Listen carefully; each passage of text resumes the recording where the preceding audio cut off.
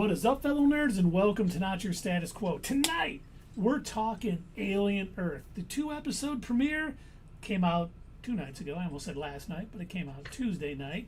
And we're going to break it down for you. We're going to talk about all the connections it has to the movies, lore, all the things we could find while we were doing it. But before we get into all of that, Dave, Doug, how's it going, gentlemen? Well, Keith, I am fan-freaking-tastic. I was pretty excited about this show going into it, and I had not listened very much about any of the beforehand stuff. So let's see if it actually turned out. So, with the first 2 episodes anyway. So, Doug, how are you doing tonight? Well, Dave, let me tell you, I am outstanding, and should be interesting talking about this. The Alien Predator, whether you want to consider them both part of the same thing or not, it's all over the place canon-wise. So, it's always like rolling the dice when you watch one of these things. But before we get into that, Keith, how are you doing? Thank you for asking, Doug. I am tremendous. Much like you guys, I was pretty hyped for this. Will it live up to the hype? We'll get into that in a minute. But before we do, I would like to say thank you for KJ Richter 7 and Tall Guy 0403 for subscribing with Prime to our Twitch stream. Thank you so much. We appreciate it, both for 35 months. We appreciate the support. That is fantastic. And then I also want to give a shout out to Ungame Thunder Dragon 3 on YouTube, who said, "Oh, hey there. Hey there." Oh, hey there. Hey, how's it going? And now I think... Has Ungame been here before? I think I recognize the name. Oh. I didn't remember it, but it could be. And they do have a crown. I don't know what that means, though. It means they got 25 experience points for putting a comment in their number 1, I think. So It means that this channel is not a democracy. It is ruled. We are the kings. But hey, let's talk Alien Earth, because we got the first 2 episodes on Tuesday night. We got Neverland, which, did it hint at Peter Pan much? Probably not. And then we got the second episode, Mr. October. And, it's 2120. I kept thinking it was 2020, and I'm like, it's weird that they're doing it 5 years in the past. Right. And I'm like, wait, no, there's a 1 there. So, Keith, stop being dumb. That pandemic was rougher than you thought, huh? I don't remember a ship crashing into a building. What is going on here? But there are 5 companies that basically control Earth in the colonized solar system, including the Prodigy Corporation. And then we get the, I think it's called the Maganaut, a Wayland Utini C-class deep space research vessel is approaching Earth after a 65-year expedition to obtain extraterrestrial specimens, among them facehuggers. I love the attention to detail. As soon as they showed all of the scenes from the ship, I'm like, oh my God, this is straight out of the movie Alien. Everything looked exactly the same, from the computer font, which you guys know that I nitpick fonts and everything like that. Yes. And I'm like, oh my gosh, they had the typing animation was like spot on. All the screens looked like, TV screens from late 70s, early 80s. I mean, just the pictograms that they had, talking about like what everything was for the cryopods and everything. I'm like, oh, that is spot on. That is so good. It was. Yeah, I definitely got some first movie vibes. Definitely. Oh. I was like, is that a padded cell too, by the way? It's just walls. Okay. And for those of you playing the home game, this does take place 2 years before the original Alien movie. So this actually predates Alien. And only good things can happen from here. Yep, nothing bad's going to happen. Is it just me, but going in, does everybody hate the synthetic people on every Alien movie? Yeah, they're all dicks, like all the time. But now apparently cyborgs are too, so... Let's see, does that happen here? Stay tuned and we'll let you know. And while we're talking about synthetics, at Prodigy's Neverland Research Island, we meet a terminally ill little girl named Marcy, whose last name is Hermit. I thought that was kind of odd. But She becomes the first hybrid, with having her unconscious transferred to an adult synthetic, and renames herself Wendy. Once again, no Peter Pan references at all in this first episode. Forever Young? There was Yeah, zero. right. I kept saying, when are they going to reference Peter Pan? They're not doing it. What's going on? But, you know, she's kind of adjusting to her new body with, I think it's Kirsch, which is... Yeah, he's the synth that is helping her out from Prodigy. Yeah. But And then, yeah, she's really digging it. Like she loves the fact that she's stronger and faster. And I don't know. Do we need to do the theme song from Bicentennial or oh my gosh, Million Dollar Man? yes, yes, we do. Better, stronger, faster. But Right. they did a good job, higher, faster, further. They did a good job of showing, like, showing out without doing too much. You know, she like jumps off the thing and then just her running. You know, they got all, they didn't have to take too long. By the way, that shot, I noticed this so many times in this first episode. That shot where it shows, you know, the camera whipping around and it shows like her running and how she's like increasing her speed. Phenomenal. I loved a lot of the camera work. Not all of it, but a lot of the camera work in this first episode. It looked like they pumped some money into this. And you know which one? In You the know which first cam episode. I really like too. When the you know, Wendy was successful and they brought in the lost boy. I mean, the other terminally ill children, and they were Keith, they going don't mention Peter Pan.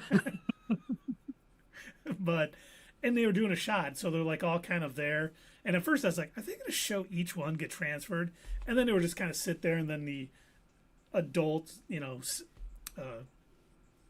hybrid was just kind of standing up, and then it would go down, and it's going. And I was kind of like, oh, that's actually a pretty cool shot. It seemed very seamless, and then just the new, Yeah. you know, hybrids would show up, and I was like, okay, that's pretty cool. I like when they take chances and do shots that really haven't been done before and test it out. And I thought that was kind of cool looking. But then we find out that the Magonauts navigation system is off. Well, we found out earlier that they were burning too much fuel. There was a whole bunch of weird stuff going on. The backwoods weirdo wanted to dump all of the not the xenomorphs per se, but all the specimens. I thought specimens were dead. I don't know if you heard that in the second episode. Yeah, I the was little laughing. girl said that. And so there's a little tension there. And what was the one guy? Was he he wasn't a synth, or was he a synth too? The The black dude? cyborg. He's Yeah, a They cyborg. called him, okay, that, didn't yeah. they? Yeah, they called him Yeah. cyborg. Okay, Yep. yeah. That's why I said like in the beginning when Dave was like, yeah, "Don't you hate all synths?" I'm like, "Yeah, and the cyborgs are dicks too." He was just so matter of fact. Well, he will just miss out on 65 years worth of pay.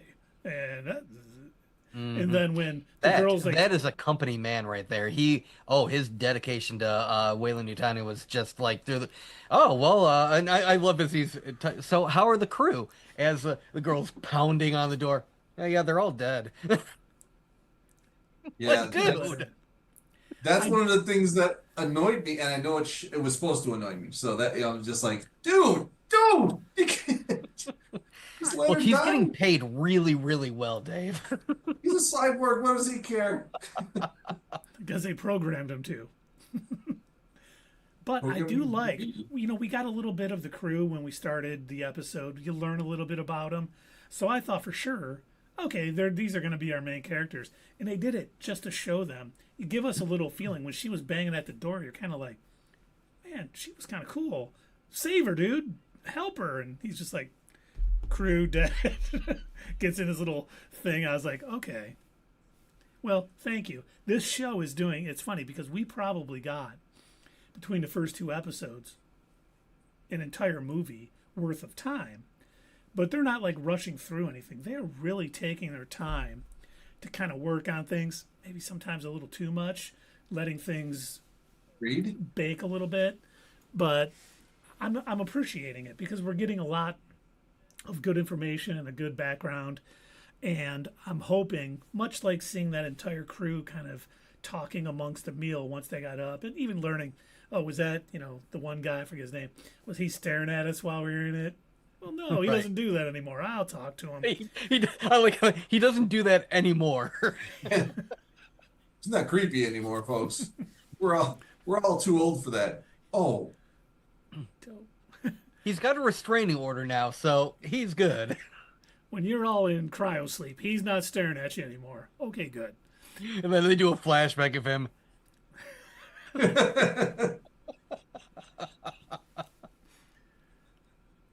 But we do find out that the Magonaut is basically on a collision course with Earth. And my one thing I kept wondering is, when are we going to get a scene when they're like, oh my god, the ship is coming in hot to Earth?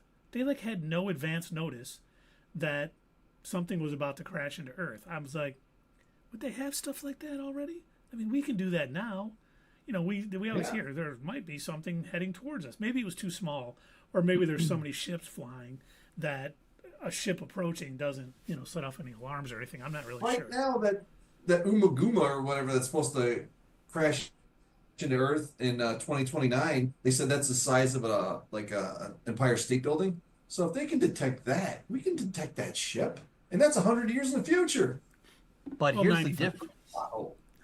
So here's something that, they kind of point this out in a lot of the other Alien franchise movies as well. But Earth and the moon are owned by corporations now, individual corporations that are constantly fighting each other. So like they even mentioned that Wayland, I believe, owns North and South America, and then Prodigy owns like Southeast Asia, and then I don't remember who it was. They said owns the moon, and so it's like I don't think space observation for human education is like high on their list of things they care about anymore. So most likely those satellites that would normally track that stuff are like, can we retrofit this for warfare though? Can we spy on our other corporations that we need to? Yeah. Well, shouldn't Yes, we but look for like first, space debris? No. yes, but first we should update our screens on our spaceships. They go from 1975. Okay. Hey, if it worked for the Empire, it'll work for them. Yes, it will. But while it's crashing, we see, I was kind of shocked, a full grown xenomorph, an adult xenomorph, was just ripping through people. Except for the cyborg that hit himself in that little thing. And even, you talked about the attention to detail. When they do get to that part of the ship after it crashes, you see the scratch marks in it, and you see how he was trying to get at it. I was like, oh, that's pretty cool. I like that. But it ends up crashing into a tower in Prodigy City in New Siam. And Wendy's human brother, Joe Hermit, works as a medic and a corporate soldier. And you find out in the second episode, he was trying to go to Mars to go to medical school, and she's the one who has been watching him kind of weirdly. Tells him no because she wants to probably, continue to watch him or at least meet up with him, which we know happens later. But I was kind of like, man, he's going to be so mad at her if he finds out. He did, but I didn't think it would be that soon. I was kind of like, it's nice that they're adding little human touches like that. Mm-hmm. I think that's what's going to be interesting about the hybrids, is that they are formerly humans. And we saw this a lot in these first two episodes. All the hybrids, some of them were a little mature than others, but you could tell they were all kind of kids. They hadn't reached that level of maturity that most adults do in kind of the way they behave. Now, some of them were more mature than others, like the dude who was tooting. Fake tooting when he pretended his battery ran out. Or I assume the way that Prodigy looked at it, though, they were probably less concerned with whether they could act like functional adults in these robot bodies, but more so, will this experiment work? And I assume that's why they chose terminally ill kids. Because if they didn't make it, if the transition didn't work, they were going to die anyway. And if they did, they would be so grateful for giving them this other chance Right. to do anything for them. So yeah. I thought that And too. again, I do not agree with this. They are the bad guys, but corporations in sci-fi movies. Always. I kept thinking, man, they are acting like not acting, but the characters are behaving so so stupid. Why would they do this? And then I can remember, oh yeah, they're kids. They're kids in Uh-huh. these Yeah, bodies. yeah. They're making mistakes. They're still acting their age, and that's you talk about attention to detail. That's good. It is nice when they do that. So, Good acting chops. yeah, Yes. there was some great acting on these first two episodes. They really got some good people. Like the head of Prodigy, he creeps me out. Everything he says, I'm just like, oh, Oh, the trillionaire. yeah. The boy genius, as he likes to be called. Who tells like and who are you? Oh, I am the latest trillionaire. You can call me genius, boy genius. Huh. He's a big fan of Batman comics. He always liked Boy Wonder. Right. It's like I mean, someone could. I know we're supposed to hate this character, and we do. No, yeah. He's annoying. But that goes to show that the writing is good for him and the acting is good too, because it's much like Joffrey in Game of Thrones. Yeah, oh yeah.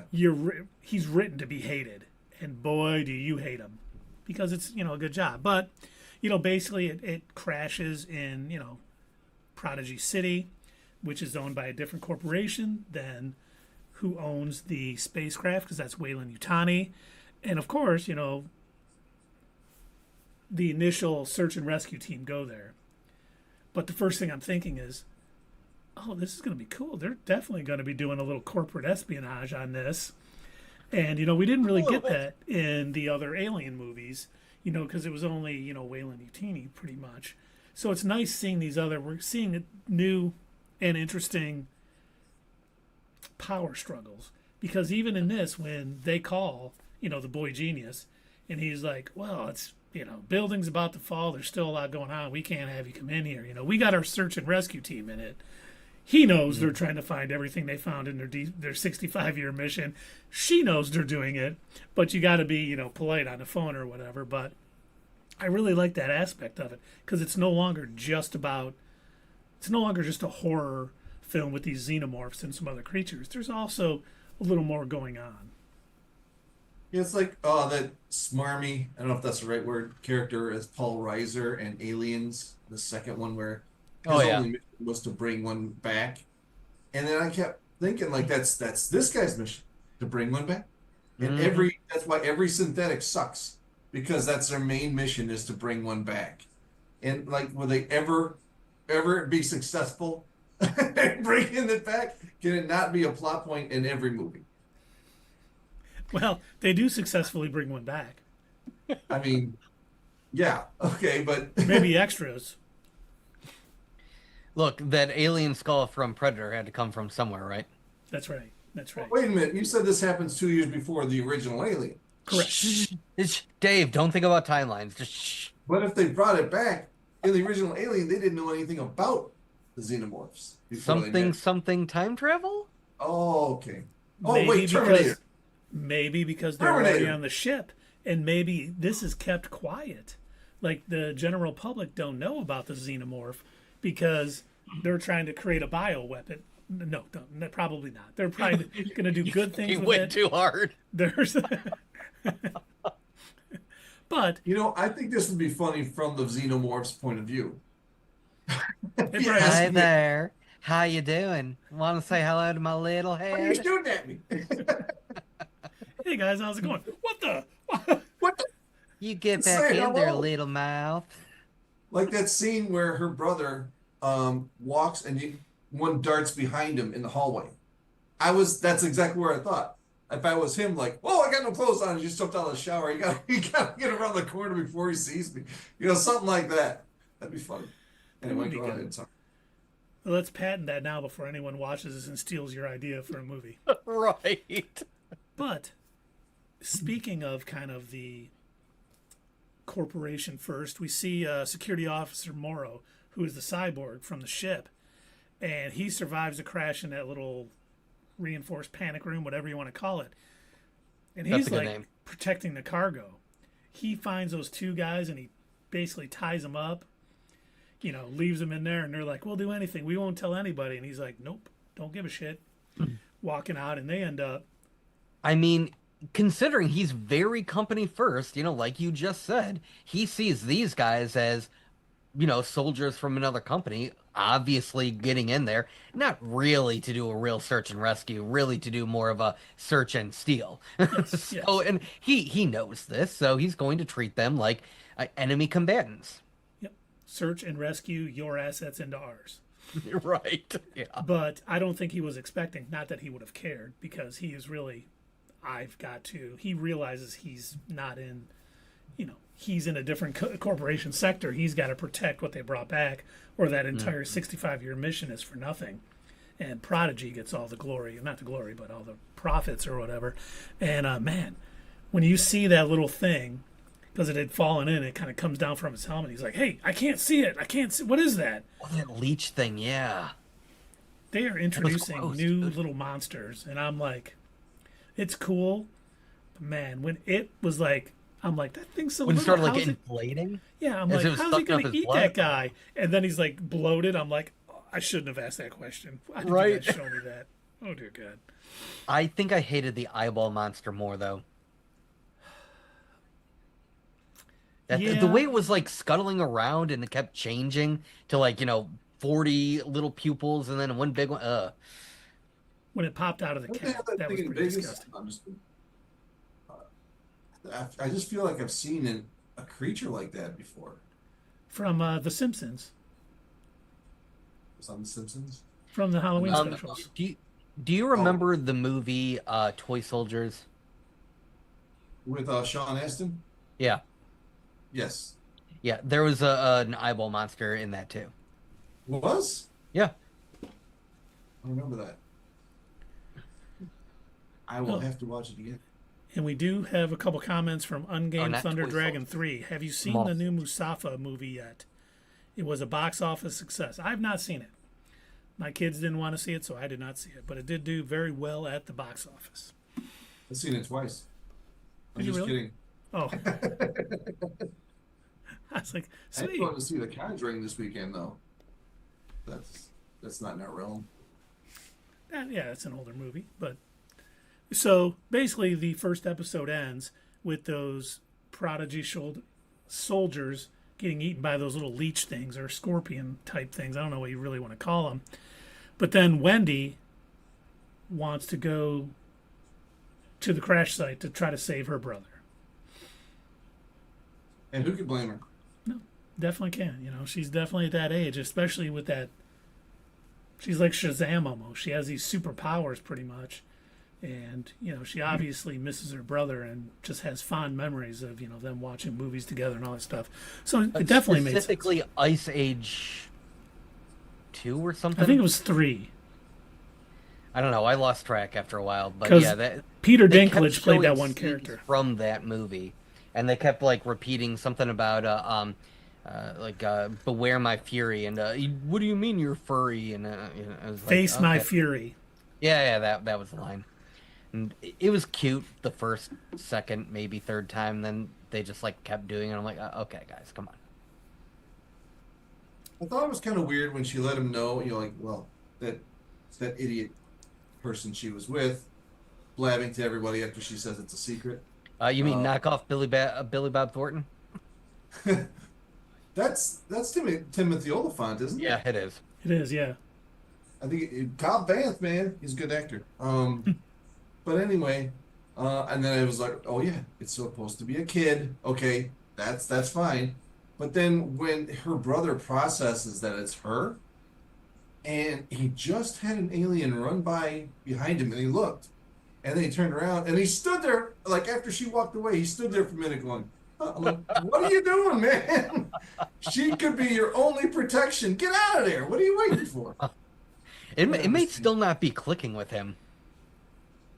But he's a medic. Maybe that's all he can think about is helping, fixing people up, and he's got no room for anything else in that.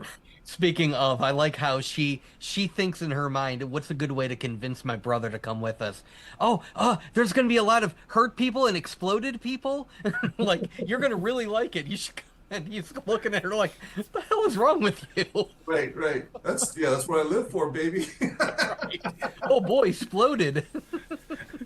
Hopefully, some of them are alive, so I can Right. treat them. Oh yeah, that too. But in the beginning of the episode 2, Mr. October, Boy Genius Boy basically says he created the hybrid project to basically compete with artificial intelligence, Mm-hmm. and that he granted Wendy some additional abilities because he wanted to create somebody smarter than him. He doesn't have much tact when he's like, I want to talk to someone smarter than me, someone that is interesting, someone that, maybe, and she's like, I'm sitting right here, dude. He's He not. did say no offense, though. Yes, Yeah, that makes it better. Even though he's a dirtbag, he did say no offense. He cared about her feelings. But then he gets that Dave, call. you bold piece of crap. No offense.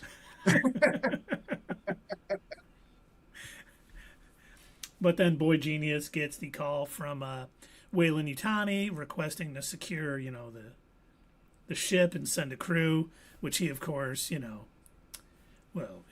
it's too unsecure right now. Our search and rescue teams are there saving people, and any incursion into our territory we will consider a hostile act. And I'm like, So have your lawyers call our. I like how it was weird. It was like a mix between corporate interference with each other, but also like countries getting ready to go, because it wasn't just we'll come up with some sort of deal where we can work together and share the profits. It was have your lawyers call my lawyers and we'll come up with a peace treaty. And I heard those words and I'm like, peace treaty, that's kind of a weird way to put it. But then you're reminded, oh, these companies literally own entire continents. Okay, I guess that tracks a little bit more, because they would treat they basically turned entire countries into company towns, yep. like what I assume Elon Musk wants to do. Yes. Like how they're living in this world, and we have to remember that. Right. You know what I mean? To them, it's just natural to say stuff like that, and you're like, wait a minute. Oh yeah. Yeah. It's so off-putting. Like it sounds so weird to hear. First off, the fact that a CEO calls himself Boy Genius, but then on top of that, to be like, we'll come up with a peace treaty. Like, oh yeah, this dude literally has soldiers. Of course, he would have to say that. They could start a war. And of course, he's just wasting time so they can get as much off the ship as possible. And she knows that, but they have to play their little dance. Yeah. They can't. The unspoken word. That's right. But we end up seeing Hermit being chased by a xenomorph after they're kind of going down those stairs because they got to go down, and the two soldiers jump, and then he is supposed to, but he ends up missing and falling down an extra level, and the xenomorph must have sensed he was weaker or an easy kill. But it's weird to me because I don't, as much as I enjoy them just killing for fun, it's almost like I was like, why didn't he go after the other two first? Like, they would have been tougher kills. Does it just love to kill and it was like, this one will be first because it's easy? Or does it look for the sport of it and looking for, tougher kills? I was trying to get into the mind of a xenomorph. Didn't he drop his weapon? He did, yes. So he was unarmed. Wait, did he have a why. weapon at that point? He had a pistol. He didn't have. He pulled his pistol out. Oh, that's when right. saw He it. did. I forgot about that. But when he So- fell, he lost it. When That's why. when what's his name, the cyborg, when he's talking to a couple of other people, he mentioned the ones who were getting ready to handcuff him. He mentions, you have to stay calm, you have to stay quiet. They sense fear, and the xenomorph left him alone, but killed all of the others. So maybe Hermit was giving off more emotions than the other two. Oh, maybe.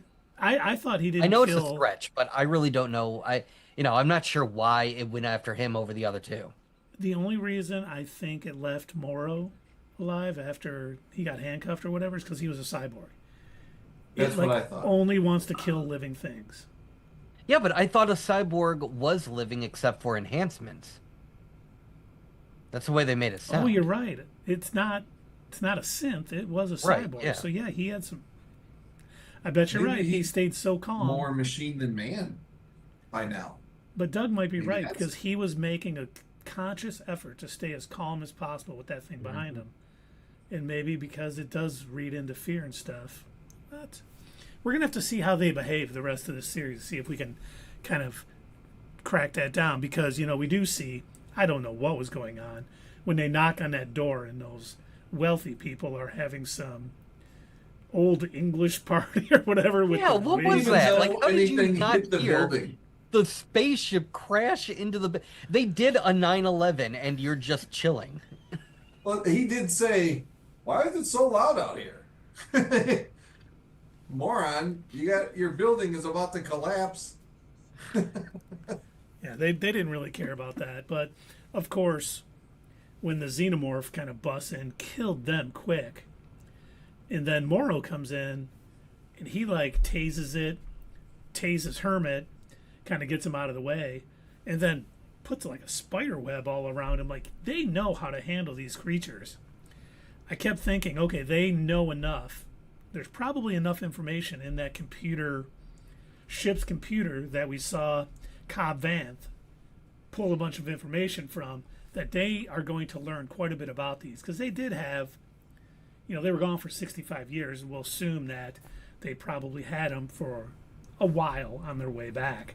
So they probably had time to study them because they did have them locked away. I'm looking forward to seeing what Cobb Vanth is going to learn about all of the specimens, because he I like that you're just calling him by his Star Wars name now. only because I can't remember his name. What is it? Kirsch. I couldn't remember. I think it's Kirsch.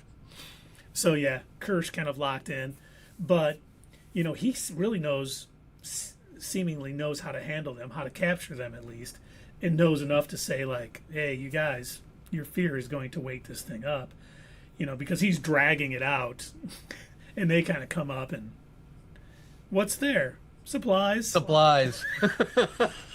I love that. It's just so deadpan. Like it's moving. Supplies. It's got a hand. That's my spare hand. Don't ask what I use it for. You don't need That's to my know. backup.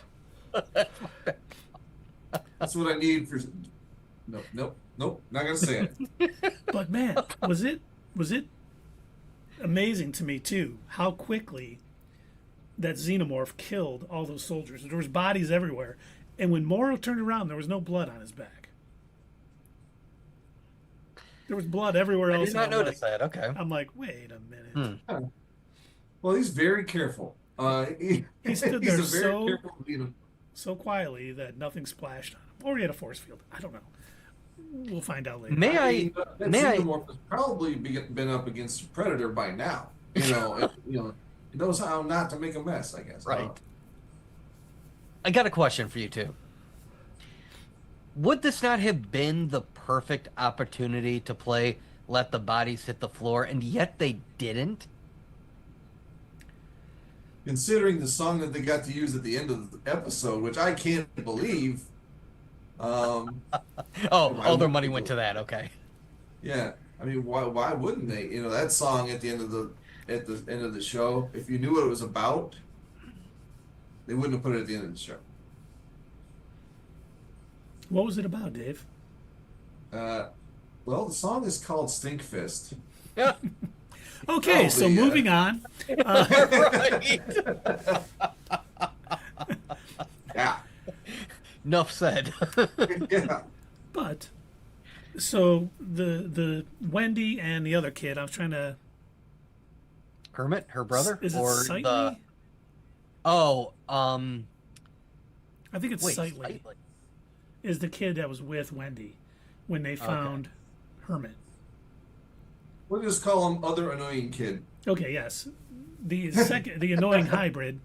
But, you know, and he kind of spills the beans. Hey, this is your sister. And they start playing the old, what did you say to me the morning on Christmas? When and, of course, she answers it all right. And I knew as soon as he hugged her, he's probably going to die very soon. Which he hasn't yet. I'm not spoiling anything, even though we've been talking about everything about this. But it did, as soon as he hugged her, I was like, He's dead. We got All he needed to say was, "I'm just 7 months away from retirement." Either way, yeah, the Prodigy doesn't want her to interact with anyone she used to know. So now he I knows. don't Yeah. know. They seem weirdly like they mention it multiple times throughout the episode. Like, should we let her? And they kind of keep hand waving it, like, what harm is it going to cause? And they know full well why she wanted to, because she was the one who suggested that her and the hybrids go on this mission in the first place. And they know why she is, because she's watching her brother on the screens. And they still let her go. And now, the boy genius passed it off as, well, this will be a good test. This is an opportunity for that. But, for them saying that they don't want her to interact with anyone from her past, they're doing a real crappy job of upholding that. They're like, okay, now don't talk to your brother who we know you're going to track down and talk to. See, I don't think he worried too much. I think he wanted to see how she would react around it. But I think what's going to happen down the road is because nobody knows that he has built a hybrid. Wait till the other corporations find out, because word's going to get out somehow, some way, that there was hybrids at the crash site. Pete, Maybe. are you saying that experimenting on terminally ill children might constitute some sort of unethical crime? No, I'm saying the other corporations will Oh, want to okay, do it good. too, because they can see the money they can make off it. When you have trillions of dollars, they just throw away all your accountability. Right. Depravity is okay with $1 trillion. I don't think in this world, if people found out, they'd be like, the horror. They'd be like, how do we do it? Right, yeah. Can you believe I own all of Southeast Asia? Oh, okay, yeah, that tracks. That boy genius did something. We need to do it now. Right. Maybe I need a cool moniker for myself, and then I'll be able to build hybrids. We're going to the moon. But once, he realizes that Wendy is actually Marcy and believes it, like Doug was saying earlier, they have to head down to, Kirsch told them to head down to this one holding area because it does look like some xenomorph eggs are there, to go check it out. And she's like, oh, there's lots of, exploded bodies and hurt people down there. Come with us. And cool. I guess I'll come with you. But ends up, he was like going to touch one and it looked like one was about to open when the xenomorph kind of comes in and grabs him and jumps out the window, to which, without any hesitation, she's like, stay here, I'm going with, and hops down after him, and end scene. I'm kind of the what? Speaking of end scene. Oh Think fist? no, there's something about the little 10-second breaks between scenes that drives me crazy. I can get it. I texted that earlier, and Keith said, "Well, it's to build drama or tension." I get it if you do it like once, but every time it's No, Dave, that's for commercials. Trust me, it's not as smart as Keith made it sound. This is airing on TV. It was longer than I thought. Like, I was almost like, do you remember when The Sopranos ended and the screen went black and everyone thought the television signal went out? I was like, are they doing something like that? And then I'm like, okay, no. And then I did it a second time and I'm like, okay, there's 8 episodes in this season. Did they only have enough material for 6? And they said, you got to make it 8 episodes. So they're putting in all these blank spots. all these little random blank 10-second breaks. But for me, there was times there would be a scene and it would come up and I'd be like, okay, I breathe for a minute, because there was some intense moments in these first 2 episodes, which I thought were really good. Now, there was also a lot of exposition. It wasn't bad, don't get me wrong. It's like, okay. But there was a lot of it, and they were explaining a lot, and we got a lot of information, but it was pretty slow going for some moments. Like these 2 hours where you could have had a movie that probably told us the story of these all 8 episodes, they're expanding it out, and I was kind of like, little things like they really did a lot talking about the five corporations. And while some of that was good and hopefully will lead to something that is good in the final 6 episodes and interesting, I was still kind of like, they're doing it a lot. And then the Peter Pan, allegory in the first episode, I was like, Very on the too nose. too much. Like, they just like kept literally, doing it was so on the nose, the fist went through the face and out the other end. it. Exactly. So I was kind of like, okay, I'm definitely not hating on it. Don't get me wrong, but I think Dave said it best. I don't know if we were on the air yet, but Dave said, No. these episodes weren't great. They were good, but I really want to watch more. And that is exactly, I think he hit the nail on the head. These weren't great episodes, but they were setting a lot of things up and putting a ton of foundation down to hopefully that it builds on for the final 6 episodes. And I hope they do it because they could really have something special here if they do that. Will they? I hope. Is it going to happen? Only 6 more weeks will tell, I guess. I don't know, but I tell you, that's still exactly how I feel. It wasn't. Are we going to go straight to rating? I don't want to rate No, it no, yet no. for We're not now. going to rate yet, but I just brought that up because I thought that was, Yeah. when you said it, I was like, that's exactly how I feel. Like, it wasn't great. I didn't like, oh my God, that was fantastic. I was like, okay. But I'm like, I really want to see episode 3. And I really want to see Yeah. the rest of the season to see how it all plays out because, they do a lot here.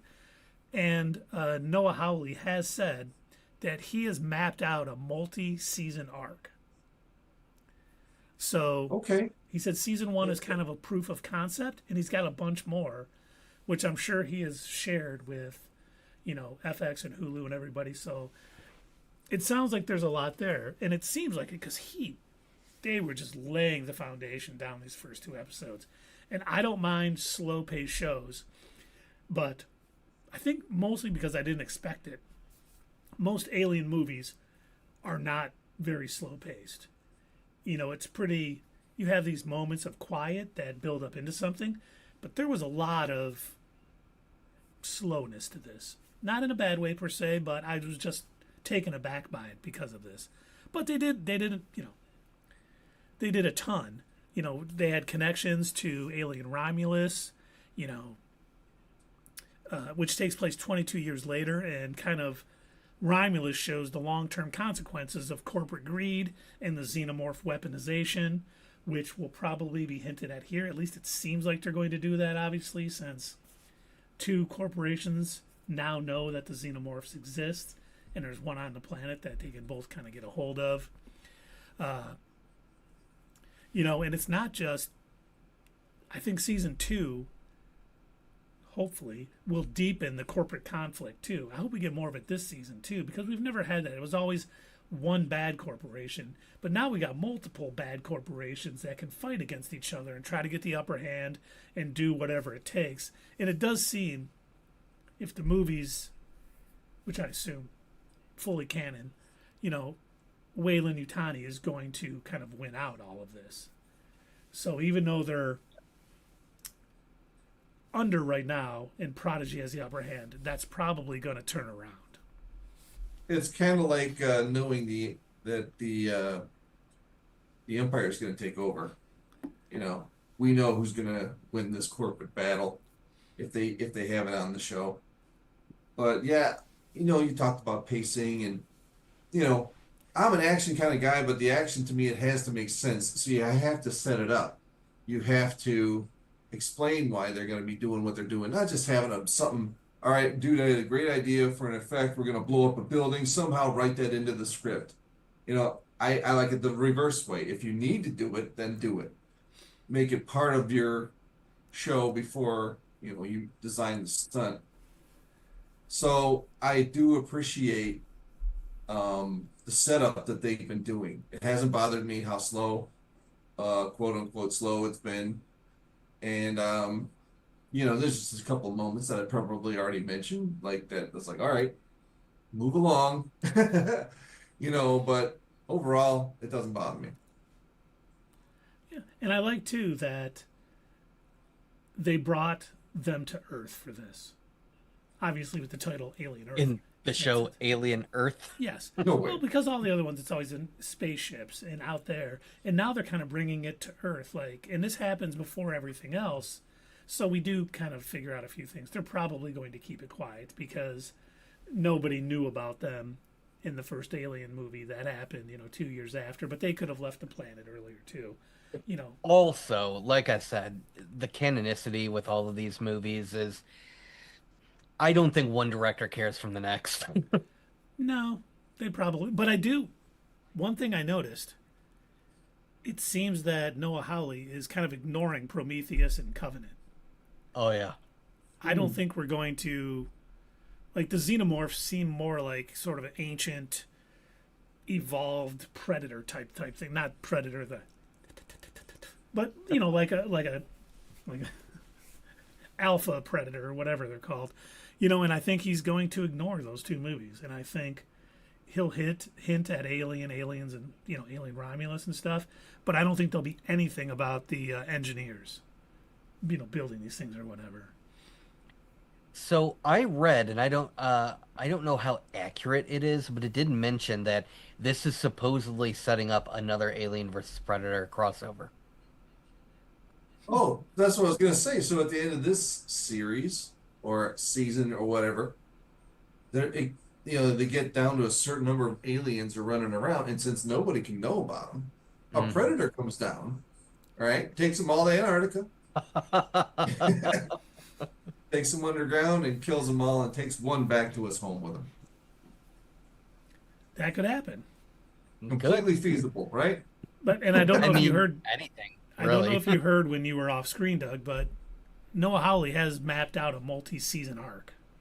I did hear that, yeah. So, we kind of got to see what's going to go on. He obviously hasn't, spilled anything. But, this got us the hybrids. We haven't had that in any movies yet. So I don't know. I do think that it's not going to go well, only because we don't hear anything about Prodigy as a corporation in any of the films following this. It's all, Wu-Tang Clan. So, Waylon Utini, I can never remember their names. But it'll be interesting to see how that all implodes because, Boy Genius, super cocky. He's like, let him go. Hey. And the guy's like, one of them being destroyed will ruin us, basically. And I think that is kind of foreshadowing to the downfall. Like, they have the upper hand right now with the ship in their land and their search and rescue teams going through it. It's not going to end well for Prodigy. And I can't wait to see that all play out because we're going to see the other four corporations, when they do fall, trying to scoop up the pieces and take all their power.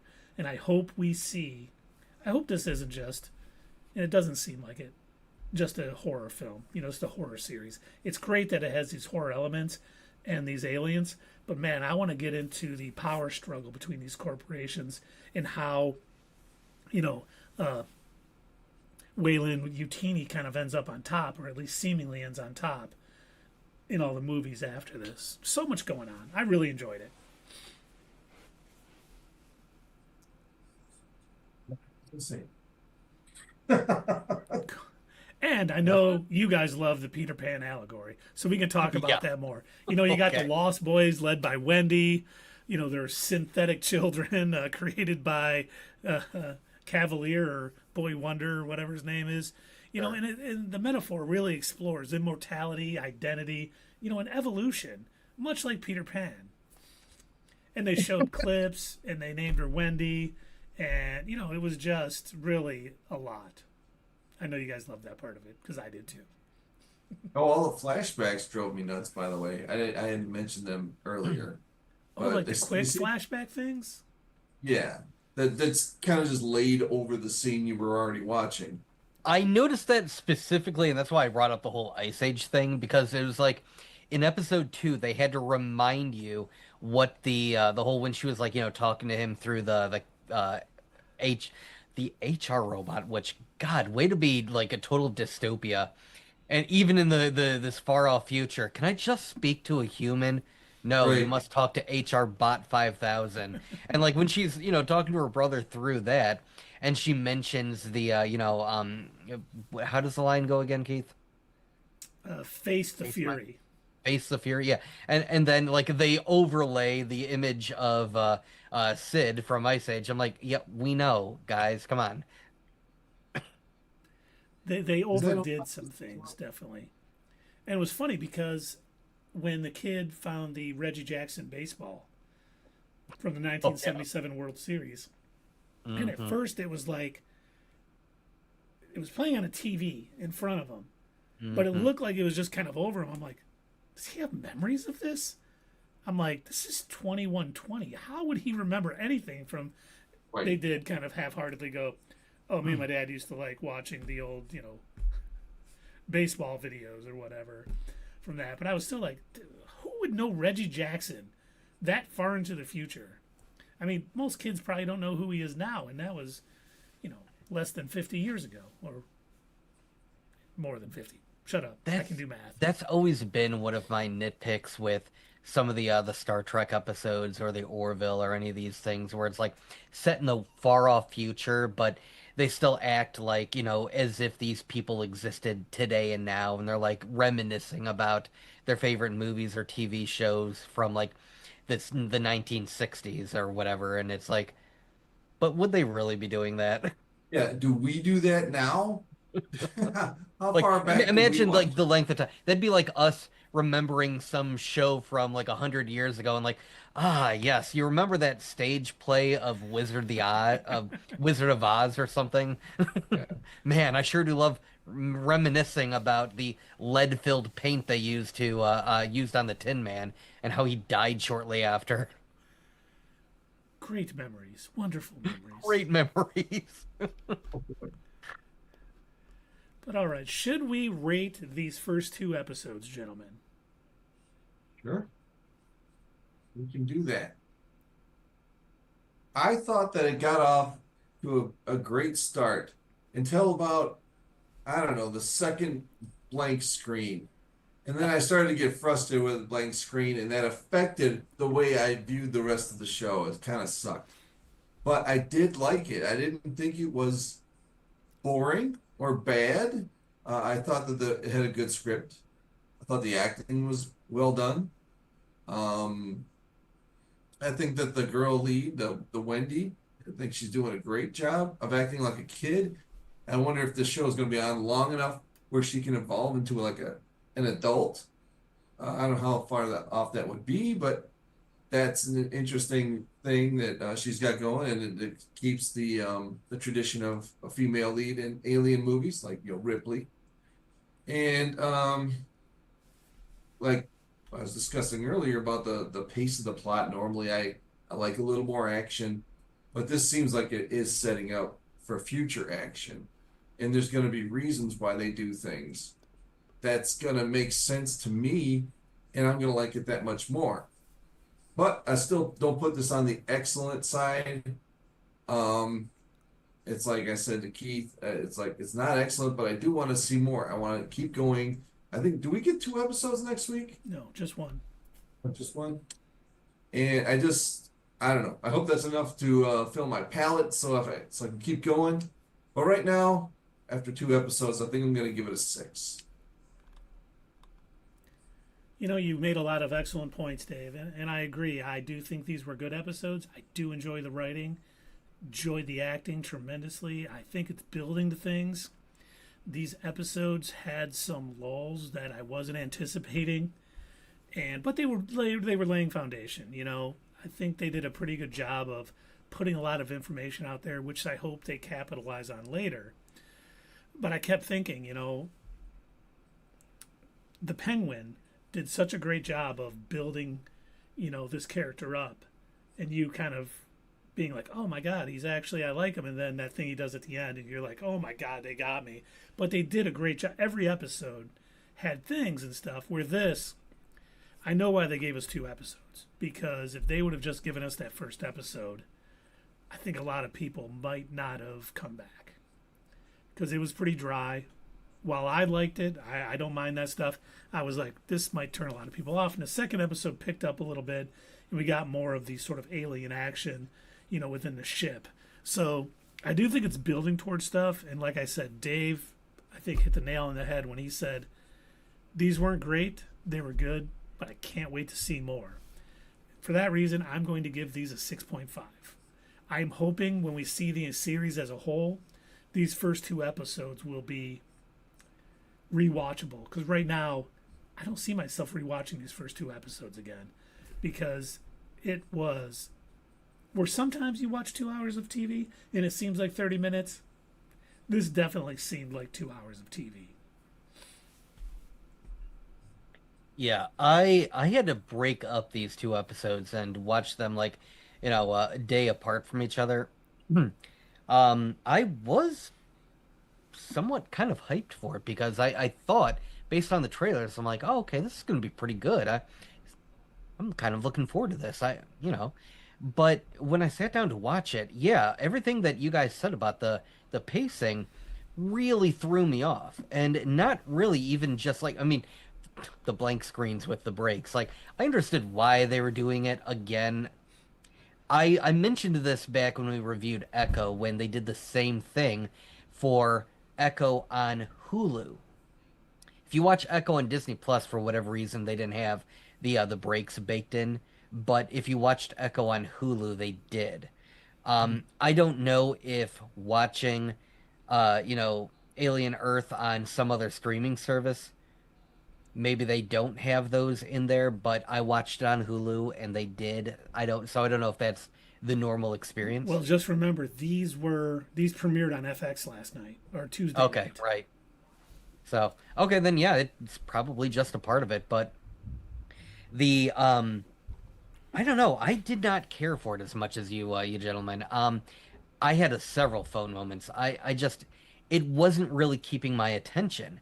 I don't know if it was because of all of the extra exposition, which I understand that you've got to get a lot of information out, but it reminded me a lot of the way that Ironheart was doing it, where they just kept expositing so much and throwing some, because they have to like catch everybody up to speed, especially everybody who isn't already familiar with all of the other movies in the series. They have to remind you, they have to let you know. That's why they even had to do the computer screen thing to let you know about these companies and the difference between synths and cyborgs and now the new hybrids and everything. But it's so much info that they're trying to catch you up to speed with. And I agree with you, Keith, that I assume that's why they had to do 2 episodes, because otherwise it would have just been way too much. But yeah, I don't know. I mean, on one hand, I really liked a lot of the sets and a lot of the shots. I mean, the attention to detail in building out these sets and making everything look like it was straight out of the movie. And when I say that it looked like it was straight out of a movie, some of the way that these were filmed looked really fantastic. There was a couple of camera angles that I was really impressed with. At one point, they did like an overhead shot. I think, Keith, you were talking about this. And like this overhead tracking shot, and it kind of blew me away. And this was in the first episode, by the way. And I was like, that is really impressive. I hope they keep doing that. Guess what they didn't keep doing? Continuing on. And I'm just like, oh, that's a bit of a disappointment. And then episode 2 felt even more like a TV show. Like it felt like everything was being done on a set. And I was just like, all right. I mean, there's a couple of scenes that looked all right, like the demolished building where they had to jump over onto the other part. That was kind of cool. But I wasn't super impressed by the alien jump scare scenes. I've seen them a million times. It was whatever to me. So for those reasons, I am going to give this a 4.5. I just wasn't as impressed. I think the acting was good. Like what Dave pointed out, I do see a lot of I see this getting better eventually, but not these 2 episodes. They just didn't do it for me. And like you, Keith, I don't think I'd ever go back and rewatch these. I struggled to get through them the first time around.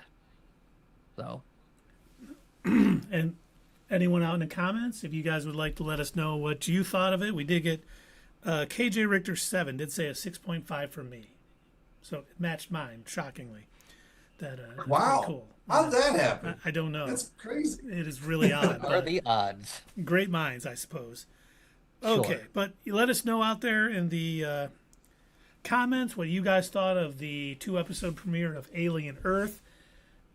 Now, you know, we don't just talk about shows on here. We always have little tidbits and information of things that are coming. MCU, DCU, sometimes Star Wars, but we do got some MCU stuff today. We got some behind the scenes footage from a certain movie coming out next July. And we got some DCU stuff. So, would you gentlemen like to start with the MCU or the DCU? MCU. Yeah, let's see that Spider-Man stuff. Give me Spider-Man. Before we talk Spider-Man, though, and see the pictures, which I'm going to show on the screen here in a minute, we got some Daredevil Born Again news. So, Charlie Cox was talking about the new black suit in Daredevil Born Again Season 2, and he said there's something that we do in this final season, he called it the final season, that doesn't exist in the comics. So it's unique to our show, and I'm pretty excited about that. So I'm wondering what they do with the black suit. I'm looking forward to that. But that's not all, because Vincent D'Onofrio followed that up with, there's a good chance Daredevil Born Again will get a Season 3. He said, Oh. I've talked to Charlie about it. They've talked to Marvel about it. So it is a possibility. So I do think he just misspoke. Maybe he was talking the final season we've, recorded or that's ready. I don't know. But it does sound like there is a good chance, or there's a chance a Season 3 will happen if it's, watched enough, good enough ratings, all of that stuff. So what I would guess from that would be maybe there's a name change on the show, because didn't they say that they wanted to use Born Again to like have a constant every year show season type of thing? I thought Marvel said that. They've talked over about this summer. Instead of having their television shows be like limited series where they just introduce a new character, that they want to start doing it like sort of normal television where it has season after season. It has runs. So I do think that Daredevil Born Again, as long as it's popular enough, and sounds like it is, we'll get more. It seems like he would like by saying final, maybe that's the last season of Born Again. Then it becomes Daredevil like current or something. I don't know. Make a word. But Make a same word? cast and everything. Yeah. Daredevil Just make up a word out. supercalifragilistic. That'd be a great Season 3. And with the same cast. Daredevil, critical condition. Sure. Oh, no, what's going to happen to What's going to happen there? He was born again, and it turns out that is not healthy. Starring Howard the Duck. That's that. I like that take though, Dave, because no one else really. Everyone was coming up. Oh, he just meant the final season that's been filmed, or the final. But you're right. Maybe this is the final season of Daredevil Born Again, because the next season will be Daredevil versus Spider-Man, or something along those lines. Like Daredevil Hell's Kitchen or something like that. Daredevil. He's a full-time Just a lawyer thought. now. Oh, God. fun. Can you imagine? So, Matt, are you going to go out and fight crime? No. Look, I've got this big case coming up. I really got to, hit the books, so to speak, read my Braille law, and, and that's just the entire episode. It's just a montage of him scanning the books. And You got to put one foot in front of the other.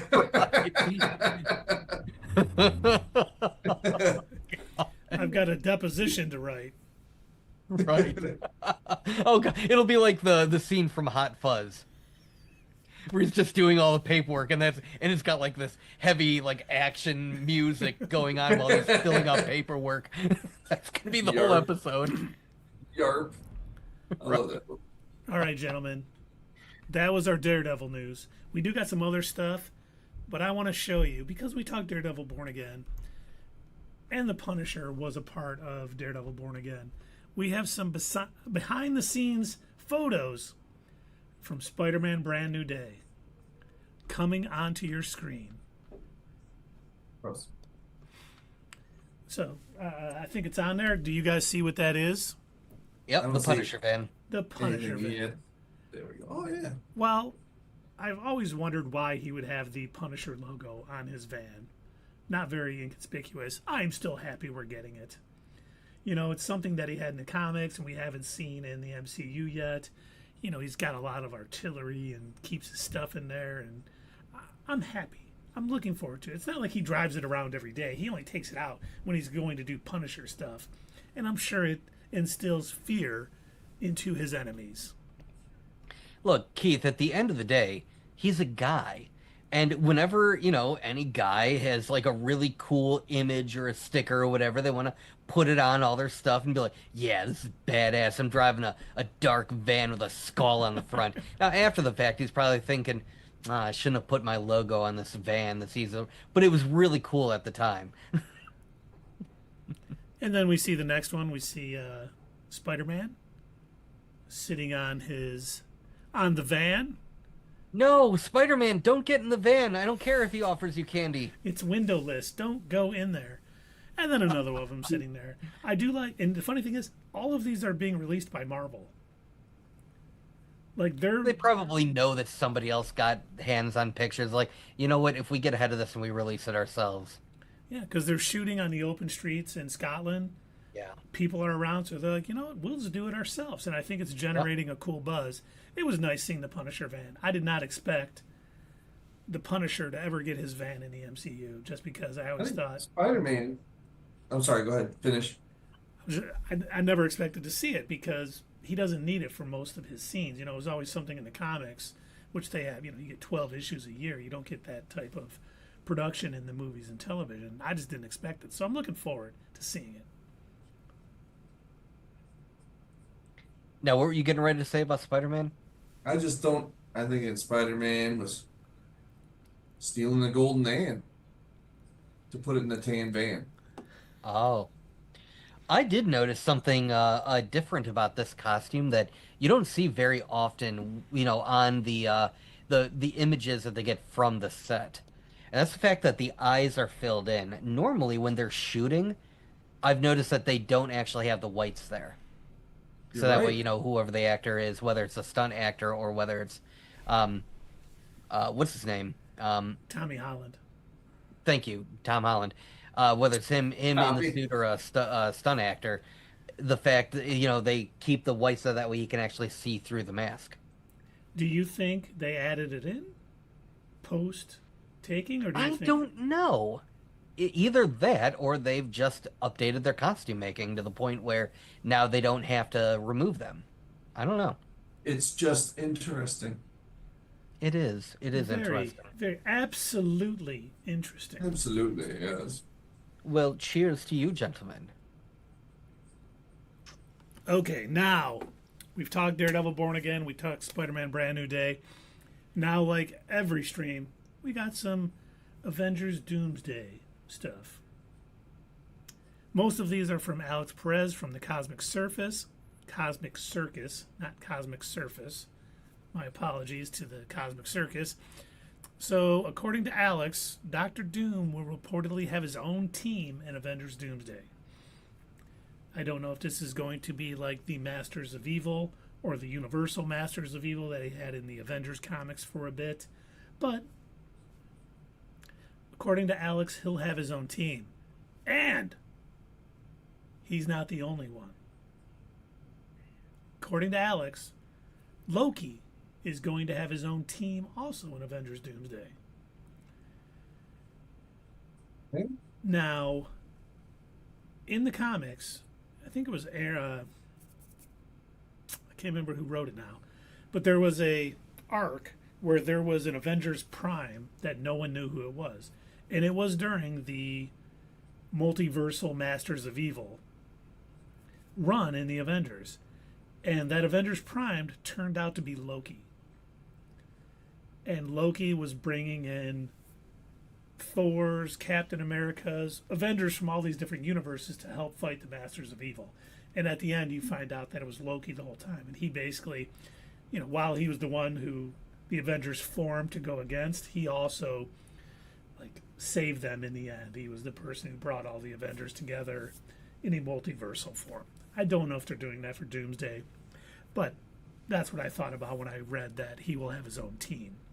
I bet they're multiversal Avengers. Or it could be Tobey Maguire Spider-Man, Andrew Garfield Spider-Man. Maybe people he's plucking from throughout the multiverse as he's sitting, keeping his little tree together. If Sony has their way, they'll take any chance they can to get their other Spider-Man thrown in there. Yep, they definitely will, because it does not sound like they'll be in Spider-Man Brand New Day. So they definitely want to get their Spider-Man in something, and if they're not in Doomsday, I think there's 1,000% chance we will get them in Secret Wars. That I could definitely see way more. Yeah. And now we also have, once again from Alex, She-Hulk will return in Avengers Doomsday.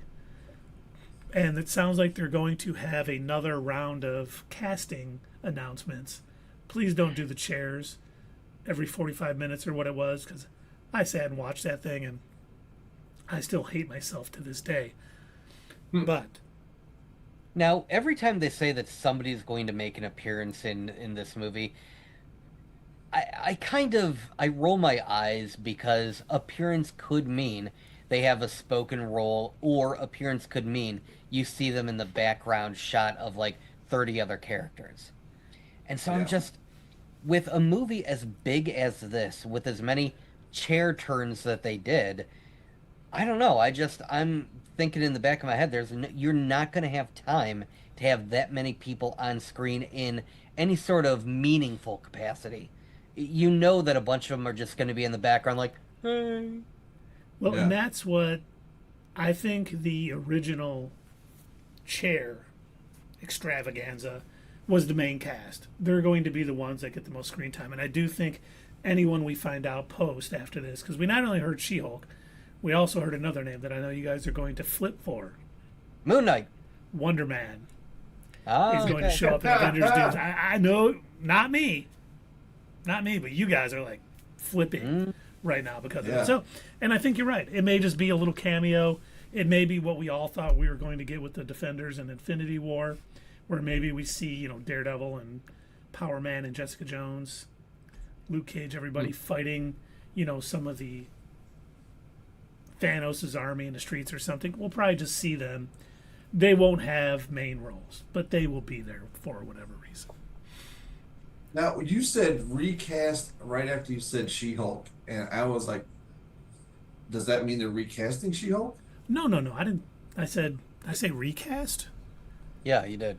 Oh, I didn't mean that. She will return in Avengers Doomsday. But no word on any recasting.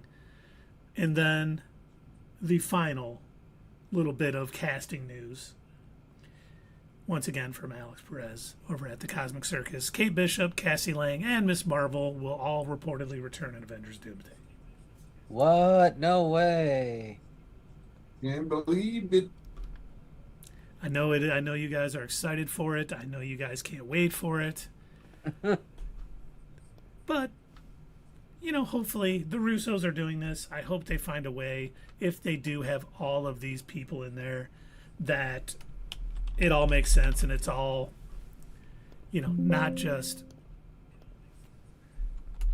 thrown together. Not just crap thrown in there to see them like, hey, they fly by and it's like, hey, it's Wonder Man. They just walked by. Did you see it? Hey. No, that's none of that. When is this supposed to come out again? December of 2026. Oh wow, next year. No kidding. Yeah, they got a lot of CGI to work through. all those cameos. They got a CGI in the background. Oh, this guy was in Atlanta. Let's just drop him in there. But now that the script is done, they're pretty happy. So now that the script is done, they had to start filming all over. They had to scrap everything and start from the beginning. Mm-hmm. That worries me, that they didn't have a script. It worries me too, but I hope they had ideas. When they say the script's not done, maybe it means they had multiple changes or they had multiple branches they could do. And so they just finalized on which one they did. But once again, doesn't make it much better. well, at least as long as they have some idea how it could end. it's better than not having any idea.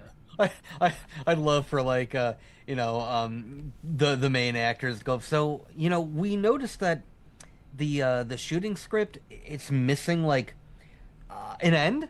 Did you have one in mind? We're still working through it. We're not sure yet. If you have any ideas, we've got a bulletin board over there. We have a suggestion box. Write it down, throw it in there, and let us know. My And later character we'll should put them save up on a everybody. dartboard. Wonder Man should save everybody because he is the most powerful being in the universe. All right. Okay, so I was looking at these suggestions, and I've noticed a lot of them are threats to the director. If we could leave these as suggestions for the ending of the movie. Where's this little Keith Richter? I say he's got to be little because of this handwriting. Where's little Keith Richter? He wants Really Wonder Man. seems obsessed with Wonder Man. Well, just so you know, we do have a comment on YouTube from KJ Richter 7. Yeah, Keith is right. Wow, that guy, he's knows nice So let guy. me see if I can ban this guy. He knows what he's talking about. Oh, good, I can report him. Great. And now the last little bit of little tidbit. This isn't casting news, but the X-Men. Once again, this is Alex Perez. He just spewed out a bunch of scoops. Well, it's either this this week. or My Time to Shine Hello, right? My Time to Shine Hello has all of her scoops now behind a paywall, and Really? she just bashes the MCU.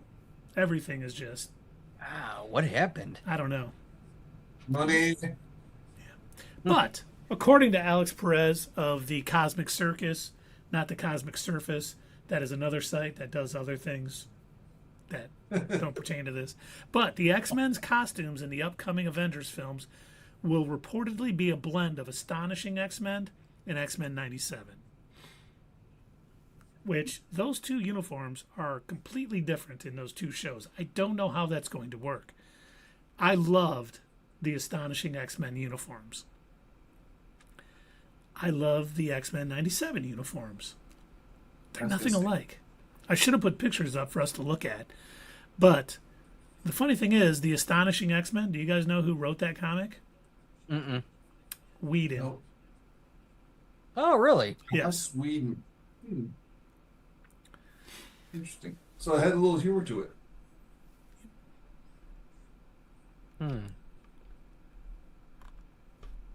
Yeah, I'm looking at these costumes now. They remind me, at least this one cover that I'm looking at for the Blu-ray, it reminds me of X-Men First Class, the yellow in the costumes. Yep. And I think X-Men First Class adapted, their costumes a little bit because the Beast actually had a yellow X. Colossus had a lot of yellow. Kitty Pryde or Kate Pryde, whatever you're going to call her, did. The White Queen obviously did not. And Cyclops' was very limited in the yellow. His was mostly blue. And the thing that separated, like, in Astonishing, he had, like, a cap on. And then in X-Men 97, he's kind of, his hair is got his hair. Yeah. So it'll be interesting to see where they go with all of that. But okay, that is the end of our MCU news and rumors and scoops. Not from us. We're not scoopers. For those of you watching at home, we just get other people's scoops and talk about them on our stream. But are you guys I'm a ready? pooper scooper. I do that every day when I walk the dog. Darn it all. Are you guys ready for some DCU? Indeed. Excellent. Yep. Thank you. So, James Gunn has announced the Superman saga. The treatment is already done for the next film, and he hopes to begin production very soon. I'm all for it. Let's get some good Superman movies out there. The Now, very first two, we're talking Christopher Reeve, those were good. And ever since then, it's been hit or miss. Let's keep it going. there was a little artwork displayed during some of the extras for the Superman digital that comes out tomorrow. I don't know if you guys know this. Superman is released on digital tomorrow. So if you want to watch it at home, you can. So I'm going to show it up on the screen. So there was some artwork with Supergirl, Superman, and Krypto kind of flying. It looks like James Gunn had sort of did his little thing and did. Do you see who looks like is in the lower left corner of that artwork? Yeah, that looks like Brainiac's head. It does. And Yes. people are starting to believe that Brainiac will be the villain of the next. Now, it's not a Superman movie, but the second movie in the Superman saga. Whether it's Superman Family or Superman and Supergirl, whatever they're going to call it. But seeing that, which I do think, The Super Cousins go to Alabama for things. Yes. I don't think James Gunn would release that without it being very possible. Oh my God, that would be the worst movie. Did you see David's just like disgustedly shaking his head.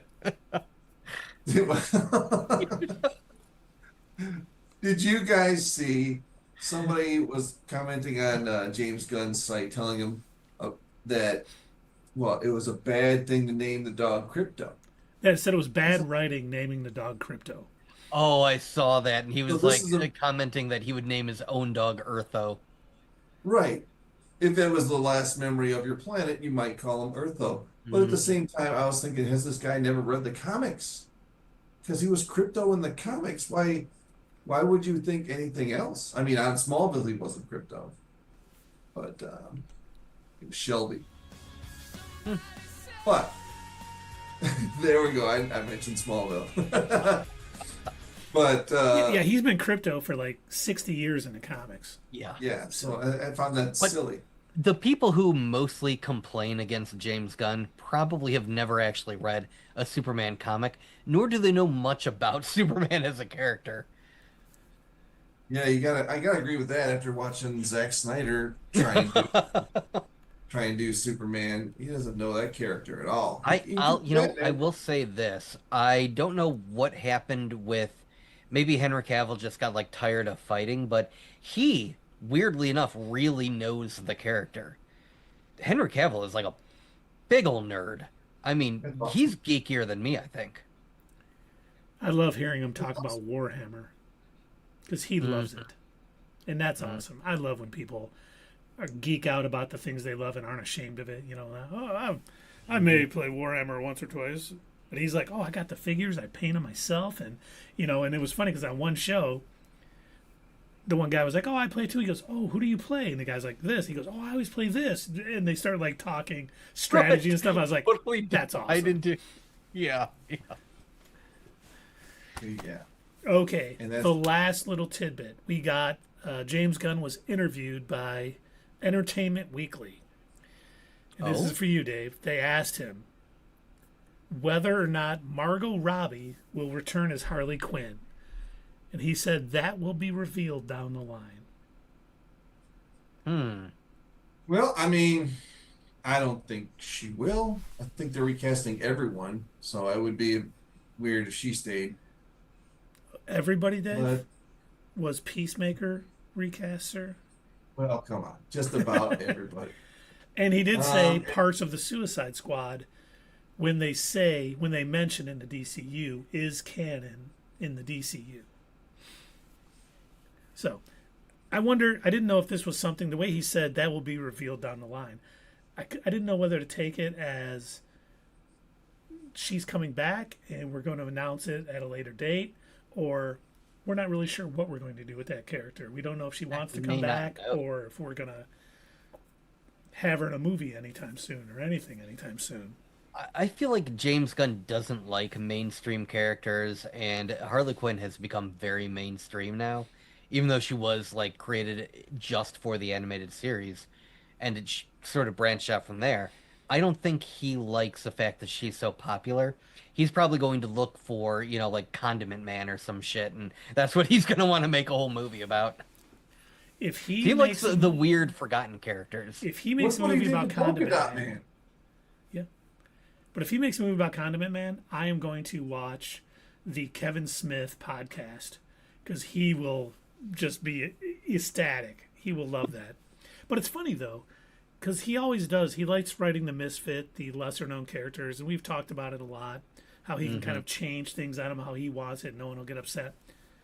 But he seems to be digging the Superman stuff right now, because the fact that he's already, the treatment is done and he wants to start production soon on this Superman family movie that he's writing and working on. He seems to have like found his groove with Superman. Like he said, when he did the Suicide Squad, DC had come to him and said, "You could do a Superman movie if you want." He said, "Don't want to do it. I have no stories for him. I wouldn't know what to do." And then eventually, when he took the job, he figured out how he wanted to do Superman. And it sounds like he may have hit that writing groove and like, I got more stories I want to tell now. But I don't know if that's him leaning into the more popular characters, or if he just like, I kind of like writing a, Superman because he's kind of a nerd guy. He's, too nice and all this stuff. But Well, the fact that in his Superman movie, he specifically chose the most hated version of Green Lantern and Mr. Terrific, who, like, you barely see, outside of, like, Justice League team-up things. well, and I do think we will see.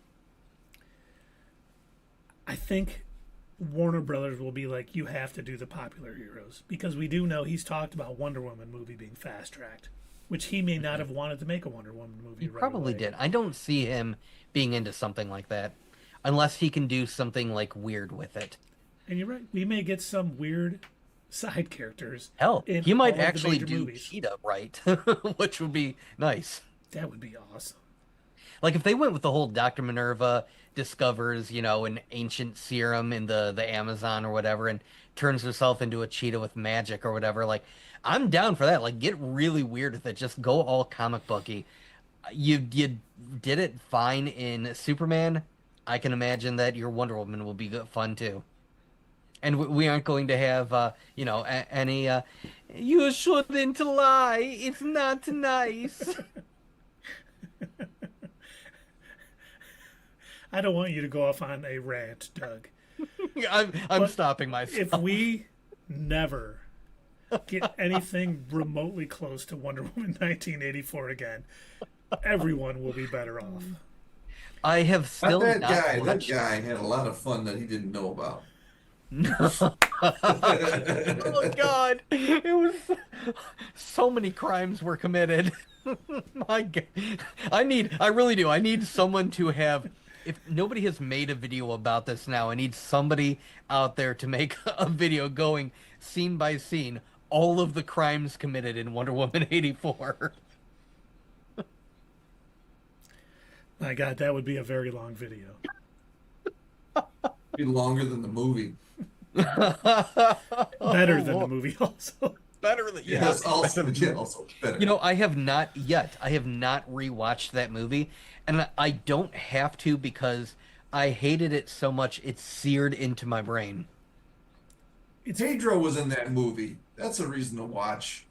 Oh God, yeah. Yeah, he was in it all right. It's funny because I will be like going through the guide on the TV some nights when I'm bored, no good sports on or whatever.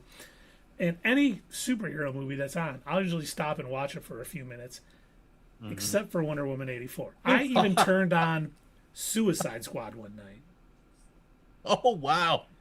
Oh damn. Because I'm like, I don't remember a The lot of first this one? movie. The first one, yeah. Oh boy. Yeah, it's That's still not rough. good, don't get me wrong. But I had forgotten. I was like, I don't remember much about this movie. And I turned it on and I was like, oh yeah, okay, I don't need to see it. And they're like, Black Adam will show, and I'll be like, oh, I'll watch a little bit of that. Don't need to see too much. But every time Wonder Woman 84, it's like, I get it as far out of my vision as I can possibly get because I don't want to see it. What you just mentioned was another little tidbit I read this week from James Gunn. They asked if Black Adam or Shazam was going to be in the new DCU, and he said no, those characters are ridiculous. Huh? Yeah.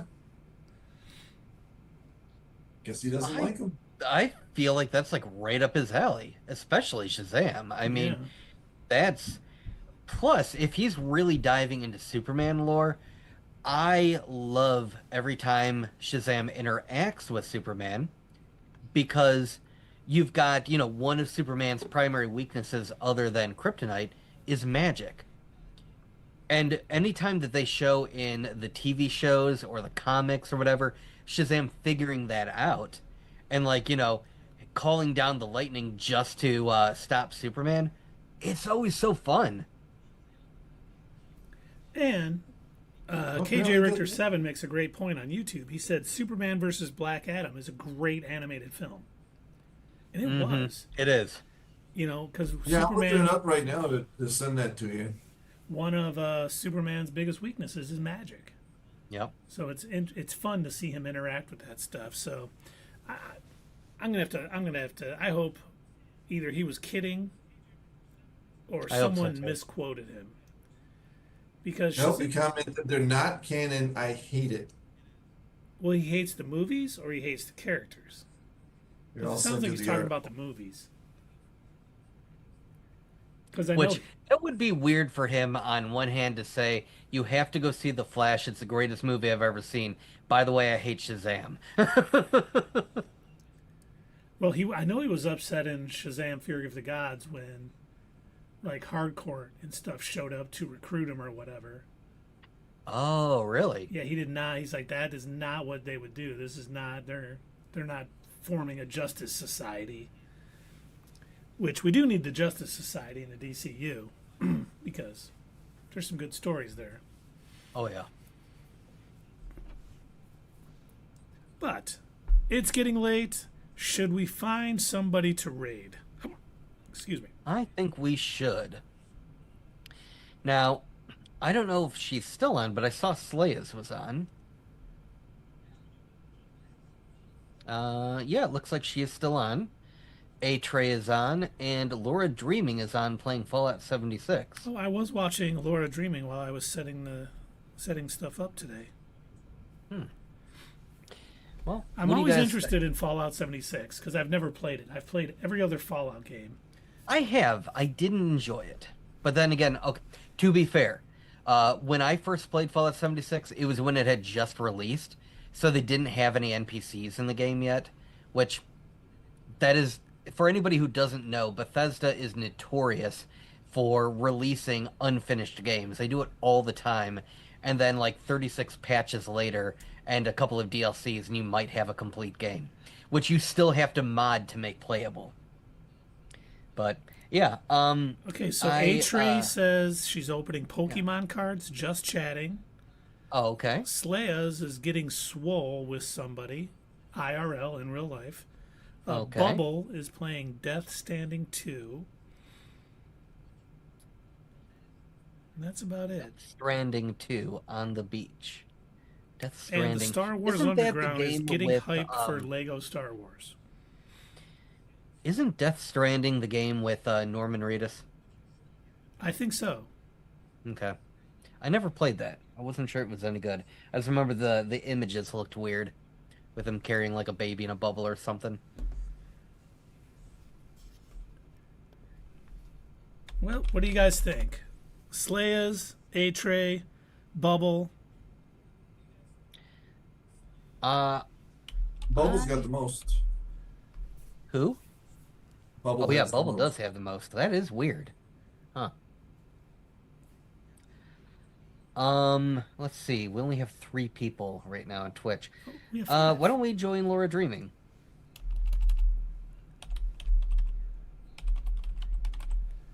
Let's do it.